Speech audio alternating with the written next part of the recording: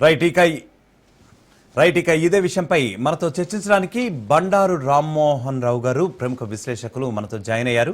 Sir good morning sir. Good morning Yajnaprasad garu. Sir ముఖ్యంగా చెప్పండి, యాక్చువల్గా ఈ డబుల్ పెన్షన్ స్కీమ్ ఏంటి యాక్చువల్గా? అంటే ఇక్కడ మనం చూస్తుంటే నిజంగానే ఈ హెడ్లైన్ చాలా ఒక రకమైనటువంటి సర్ప్రైజింగ్ గానే ఉంది. ఎందుకంటే కొంతమందికి అయితే ఇప్పటికీ కూడా కొన్ని రాష్ట్రాల్లో చూసుకుంటే, ముఖ్యంగా మన తెలంగాణ రాష్ట్రమే తీసుకోండి, వృద్ధాప్య పెన్షన్లు ఇంకా మాకు రావట్లేదు మర్రో అంటున్నారు. తెలుగు రాష్ట్రాల్లోనూ చూసుకుంటే ఒక పెన్షన్ కూడా సగటు సామాన్య పౌరుడు అనేవాడు బాధపడే పరిస్థితి ఉంది.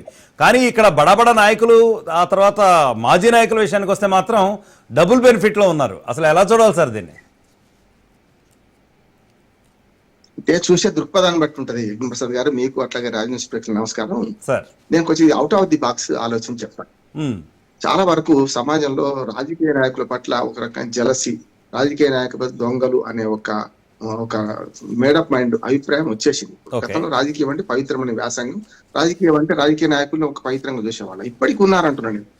దయచేసి మన దృక్పథం కూడా మారాలి. రాజకీయ నాయకులు అందరూ దొంగలే అనేది దృక్పథం మారాలి. నా ఉద్దేశం ఏంటంటే రాజకీయాల్లో డబ్బు ప్రమేయం పెరిగింది, మద్యం డబ్బు వంచకుండా ఎన్నిక కావట్లేదు. కానీ అప్పటికి కూడా మంచి వాళ్ళు ఎస్సీ ఎస్టీ నియోజకవర్గాలు ఎన్నిక అవుతున్నారు కదా. ఇప్పుడు గుమ్మడి నరసయ్య గారి గురించి, గతంలో ఓంకార్ గారి గురించి చెప్పుకుంటాం కదా మనం. అయితే చాలా మంది ఉన్నారు ఇప్పటికి కూడా. ఒక మాట చెప్తాను నేను, మొత్తం 52 నుంచి ఇప్పటిదాకా ఒక ప్రజాప్రతినిధులు జీతాలు ఎంత, అసలు ఏం జరిగింది చెప్తే మనకు ఇది అర్థమవుతుంది. ఈ వార్త కేవలం మధ్యతరగతి, ముఖ్యంగా బ్యూరోక్రాట్స్ దీన్ని ప్రమోట్ చేస్తున్నారు అంటున్నాను నేను. రాజకీయ నాయకులు పెన్షన్ ఎందుకు అనే దాని మీద స్పష్టంగా ఉండాలని కోరుకునేవాడిని. ఎందుకు చెప్తాను నేను అంటే, రాజకీయ నిజాయితీగా ఉండాలా, దొంగతనంగా ఉండాలా, మనం ఆలోచన చేయండి. ఇప్పుడు ఉద్యోగస్తులు అందరూ కలిస్తే మొత్తం 3,20,00,000 మంది అండి భారతదేశం మొత్తం. ప్రసాద్ గారు, మొత్తం దేశం మొత్తము ప్రభుత్వ రంగంలో ఇంక్లూడింగ్ ఆర్టీసీ లాంటి కలుపుకుంటే 3,20,00,000 మంది ఉద్యోగులు ఉంటారు. 143 కోట్ల మంది ప్రజలు ఉన్నారు కదా. వీళ్ళకి ఎందుకు ఉండాలి మరి ఉద్యోగ భద్రత అనే మాట వస్తుంది కదా. ఇటీవల 2004 నుంచి ఈ ఉద్యోగులకు కూడా వన్ టైం పెన్షన్ ఏదైతే పెట్టిందో ఓల్డ్ పెన్షన్ స్కీమ్ తీసేసి దానిలోకి వస్తారా రారా రాష్ట్ర ప్రభుత్వాన్ని అడిగి మరీ చేసిన తర్వాత వీళ్ళు వచ్చారు. ఇప్పుడు ఏమంటున్నారు, మాకు పాత పెన్షన్ కావాలంటున్నారు.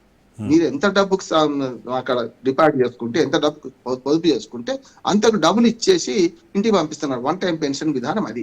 ఇది వచ్చిన తర్వాత ఉద్యోగుల్లో ఒక అసహనం ఏంటంటే, ఎటు చేసి రాజకీయ నాయకుల మీద వేద్దామని. ఒక మాట చెప్తా, అసలు రాజకీయ నాయకులు మీరు అన్న ఎమ్మెల్యేలు ఎంతమంది ఉన్నారు, ఎంపీలు ఎంతమంది ఉన్నారు అనుకుంటున్నారు? మొత్తం 18 సార్లు ఎన్నిక జరిగితే 18 సార్లు ఎన్నిక జరిగితే మొత్తం ఇన్ని విడతలుగా కూడా ప్రతిసారి 1000 మంది అనుకుందాం. రాజ్యసభ లోక్సభ అందరూ కలిసి 850 మంది ఉన్నారు ఇద్దరు కలిపితే. కనుక ఎంతమంది అనుకుంటున్నారు ఇప్పటికి? మొత్తం కలిసి సంవత్సరానికి మనకు ఒక టర్ముకి 1000 మంది ఎన్నిక అవుతున్నారు. 2 సభలు కలిసి 800 మంది ఎన్నిక అవుతున్నారు. 18 సార్లు అంటే ఎంతమంది? మా అంటే 18,000 మంది ఎన్నికైనట్టే కదా. ఈ 18,000 మంది కోసం ఇంత చర్చ అవసరమా అని నేను అంటున్నాను. 18,000 మందిలో ఎంతమందికి పెన్షన్లు వస్తున్నాయి, ఎంతమంది రిటైర్ అయ్యి, ఎంతమంది చనిపోయారు? 52 బతికున్నాడైతే ఇప్పుడు బతికేది లేడు కదా. పెన్షన్ల సమస్య రాజకీయ నాయకులు ప్రతిదాన్ని ముడిపెట్టే అవకాశం ఉంటున్నది. ఉదాహరణ చూడండి, టీచర్లు ఉన్నారు. వాళ్ళు ఏమంటారు, మీ పిల్లల్ని చదివించండి, రాజకీయ నాయకుడు మాట్లాడతారు. మీ పిల్లల్ని మీ స్కూల్లో ప్రభుత్వ స్కూల్లో వేయండి, లేకపోతే లాభం లేదంటారు. ఇటు పక్కన టీచర్లు ఏమంటారు, మీ పిల్లల్ని వేస్తున్నారా, రాజకీయం పంచాయతీ పెట్టుకుంటున్నారు.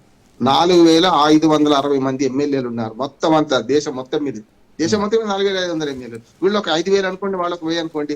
6,000 ఇంటి 18 సార్లు లెక్క పెట్టండి, ఎంత అవుతుంది? లక్షలైతే కాదు, అయితలేరు కదా.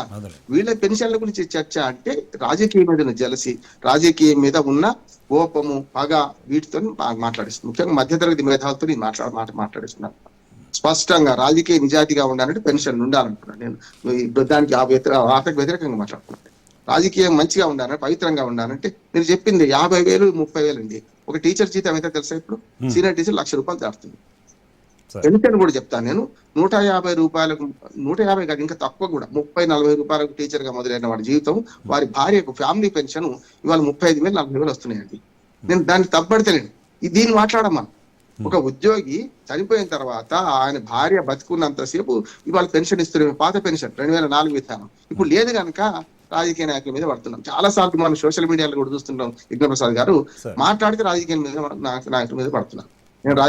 నేను ఎప్పుడు ఉద్యోగం చేయాలి, జీతం తీసుకోలేదు. కానీ నేనేమంటున్నానంటే, అసంఘటిత రంగంలో కోట్ల మంది ఉన్నారు కదా, వీళ్ళ గురించి ఎవరు ఆలోచిస్తున్నారు? మీరు అన్న పాయింట్, ఒక దానిలో పంచ్ పాయింట్ ఉన్నది. ఏది? పెన్షన్లకు వస్తే భార్యాభర్తలు ఇద్దరు ఉంటే ఒక ఒక్కరికే ఇస్తున్నారు. కరెక్ట్. అవును సార్. 2,000 రూపాయలు పెన్షన్, 3,000 రూపాయలు పెన్షన్ ఆంధ్రప్రదేశ్, 4,000 రూపాయలు పెన్షన్ ఆంధ్రప్రదేశ్ అయితే. నేనేమంటున్నానంటే ఈ రాజకీయ నాయకుల పెన్షన్ అనేది చాలా పెద్ద భూతద్దలు పెట్టి చూపిస్తున్నారు. ఇవన్నీ కలిస్తే చాలా పీనట్స్ తో సమానం అంటున్నారు. ఇవాళ పెద్ద మన భారం ఏంటంటే చూడండి, మొత్తం ప్రభుత్వ రంగంలో ప్రభుత్వంలో పనిచేస్తున్న వాళ్ళు రిటైర్మెంట్ 3,20,00,000 మంది ప్రతి 50 ఏళ్ళు 30 ఏళ్ళ సర్వీస్ 35 ఏళ్ళ సర్వీస్ రిటైర్ అయ్యారు కదా. వాళ్ళు ఎంత సంఖ్యలో ఉండో ఒకసారి లెక్క కట్టమంటే వీళ్ళని లెక్క కడుతున్నాం కదా. ఎంపీకి ఒక పెన్షన్, ఎమ్మెల్యేకి ఒక పెన్షన్, మాదొక 31,000. ఆంధ్రప్రదేశ్ లాంటి మన తెలంగాణ రాష్ట్రంలో 50,000 పెన్షన్ అండి. ఇవాళ 50,000 పెన్షన్ చాలా పీనట్స్. ఒక మాట గతంలో కూడా నేను గుర్తు చేస్తాను. నీలం సంజీవ్ రెడ్డి గారు రాష్ట్రపతిగా చెప్పి ఆయన రిటైర్ అయిన తర్వాత, ఆయన పదవి అయిపోయిన తర్వాత ఆయన ఒక ఇంటర్వ్యూలో చెప్పారు. నేను సీనియర్ జర్నలిస్ట్ చెప్తున్నా. ఆయన ఏమంటారంటే అసలు మా ఇంటికి ఎవరైనా కాఫీ టీకి వస్తే ఈ ఇచ్చే అప్పుడు 15,000 రూపాయలు పెన్షన్ ఏది రాష్ట్రపతికి రిటైర్ అయిన తర్వాత వచ్చేది. అప్పుడు జీతం కూడా మనం చదువుకునే వాళ్ళం కదా, రాష్ట్రపతి జీతం 10,000 చదువుకునే వాళ్ళం కదా. అటువంటిది ఈ ఖర్చులు ఎట్లా వెళ్తాయి, పెన్షన్ పెంచాలని నీలం సంజీవ్ రెడ్డి అంత నిబద్ధతగా ఉన్నవాడు మాట్లాడింది కదా. ఇవాళ నిజంగా ఒక ఎమ్మెల్యేగా రిటైర్ అయినా, ఎమ్మెల్యేగా పదవి కాలం అయిపోయినాక ఒకేసారి చేసింది అనుకోండి, ఒక 50,000 పెన్షన్ వస్తే నష్టం ఏంది అంటున్నాను. అసలు రిటైర్ అయిన ఎమ్మెల్యేలు ఎంతమంది ఉన్నారు, ఎన్ని లక్షల మంది ఉంటారు అనుకుంటున్నారు? ఈ కోట్ల మందిని వీళ్ళని పెట్టుకొని, లక్షల మందిని వాళ్ళని పెట్టుకొని కేవలం ఎమ్మెల్యేలు వీళ్ళ జీతాలు డబుల్ పెన్షన్ అని పడేది ఏంటంటే మధ్యతరగతి మనస్తత్వం, ముఖ్యంగా బ్యూరోక్రాట్స్ మనస్తత్వం. బ్యూరోక్రాట్స్ రాజకీయ నాయకులు ఎప్పుడు వ్యతిరేకిస్తారు. వాళ్ళకు జలసి ఉంటది. ఏముంటదంటే వీళ్ళు అర్థంగా సంపాదించుకుంటున్నారు, మేము జీతం మీద ఆధారపడతాం అని ఒకటి ఉంటది. రామ్మోహన్ రావు గారు, ఇక్కడ హేతుబద్ధత అనేది ఒకటి ప్రధాన ప్రశ్నగా వినిపిస్తా ఉంది. Fine, they are just peanuts, agreed. But again అంటే వీరు తీసుకునే వాళ్ళు రిసిపెంట్స్ కి ఎంత హేతుబద్ధత ఉంది, ఈ చట్టం ఎంత నిబద్ధతగా ఉంది అనేది. ఎందుకంటే పార్లమెంట్ చట్టం ప్రకారం యాక్చువల్గా 2 తీసుకోకూడదని అయితే ఎక్కడ లేదండి. బట్ అయినప్పటికీ కూడా తీసుకునే వాళ్ళకి ఎంత నిబద్ధత ఉంది, తర్వాత చట్టాలకి ఎంత హేతుబద్ధత ఉంది అనేది ఒకటి ప్రశ్నార్థకంగా మారుతా ఉంది. ప్రసాద్ గారు, ఏదైనా గుడ్డు మీద ఈకలి పీకొచ్చు.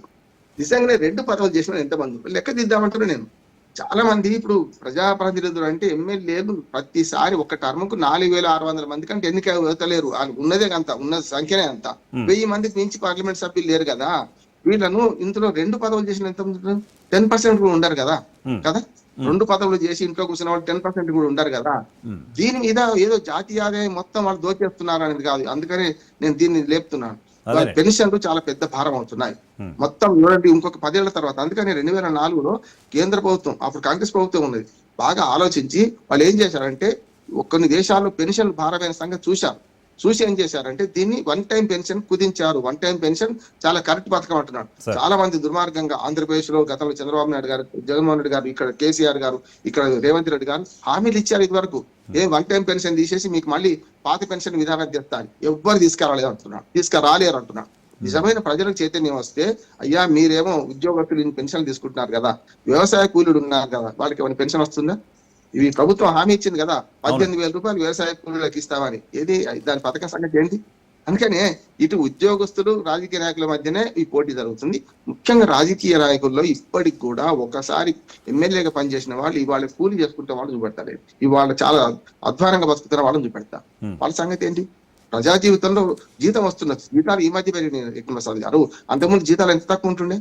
మా దగ్గర సైదయ్య అని 4 సార్లు ఎస్సీ ఎమ్మెల్యే, ఆయన భార్య కూలికి వెళ్ళేది. ఆయన పదవి అయిపోయిన తర్వాత ఆ ఇంట్లో పునాగిలిపోయి మందులకు డబ్బులు లేకుండా చనిపోయింది ఆయన. మరి అటువంటి ఎమ్మెల్యేలు వాళ్ళ గురించి ఎందుకు ఆలోచన చేయొద్దు? రాజకీయ నాయకులు అందరూ ధనవంతులని లెక్క కట్టడం కరెక్ట్ కాదంటున్నాను. ఇప్పటికీ ఎస్సీ నియోజకవర్గాల్లో చాలా మినిమం ఖర్చుతో ఎన్నికవుతున్నారు వాళ్ళు. దానికి పెట్టుబడి పెట్టే వాళ్ళు వేరే ఉంటారు, దాన్ని సంపాదించుకునే వాళ్ళు వేరే ఉంటారు. వార్డు మెంబర్ కూడా కింద కారు వెనక వార్డు మెంబర్ అని రాసుకునే వాళ్ళు ఉంటారు.